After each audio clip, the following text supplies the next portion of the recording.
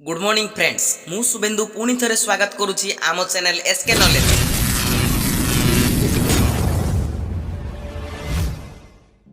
आज आमर विषय हूँ महात्मा गांधी जीवनी क्विज।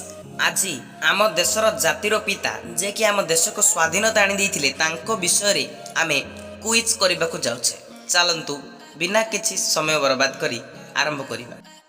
प्रश्न 1 महात्मा गांधी केबे जन्म ग्रहण करथिले?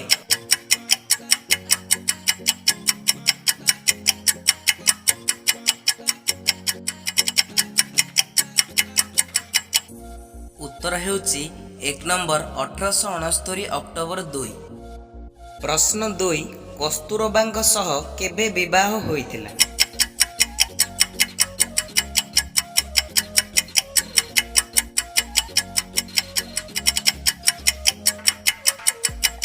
उत्तर हेउची 2 नंबर 1888 मसीहा। प्रश्न 3 केबे ओ केते वर्ष बयस रे बिलात बारिस्टर पाठ पढ़िबा पई जाइथिले?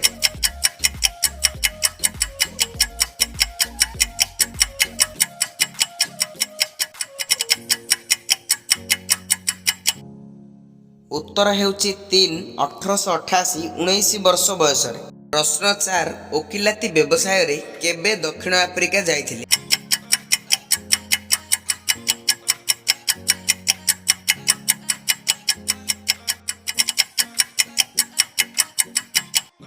उत्तर हेउची 4 1893 मसीहा। प्रश्न 5 केबे से खिलाफत कमिटी रे योगदान करथिले?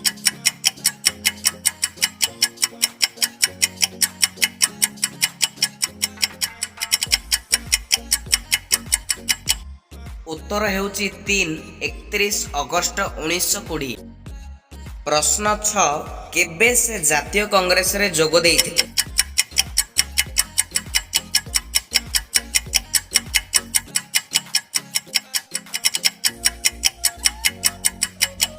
उत्तर हेउची 2 1920। प्रश्न 7 केबे से शांति निकेतन भ्रमण रे जाइथिले?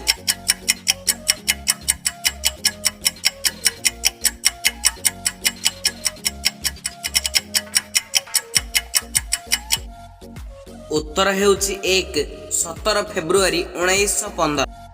प्रश्न 8 तांको बड़ पुओर नाम कौन?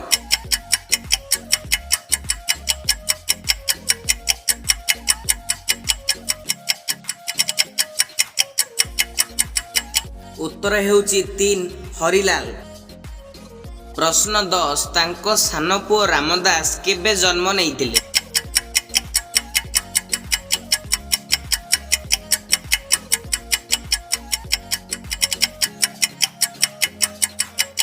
उत्तर हेउची 3 1897। प्रश्न 11 महात्मा गांधी केबे बिलातरू भारत आसिले?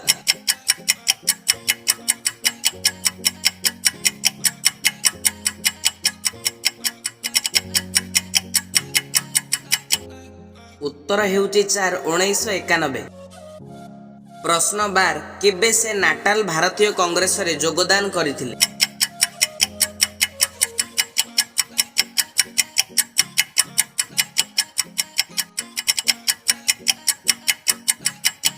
उत्तर हेउची 4 1994।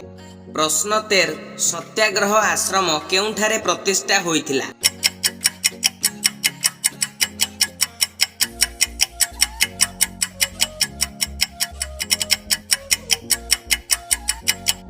उत्तर 3 साबरमती नदी कूले। प्रश्न 14 केबे जवाहरलाल सह प्रथम साक्षात होइथिला?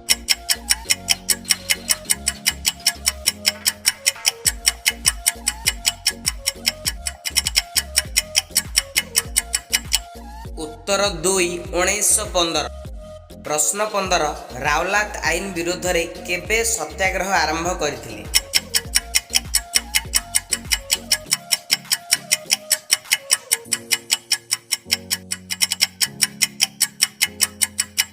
उत्तर हेउची 4 24 फेब्रुआरी 1919।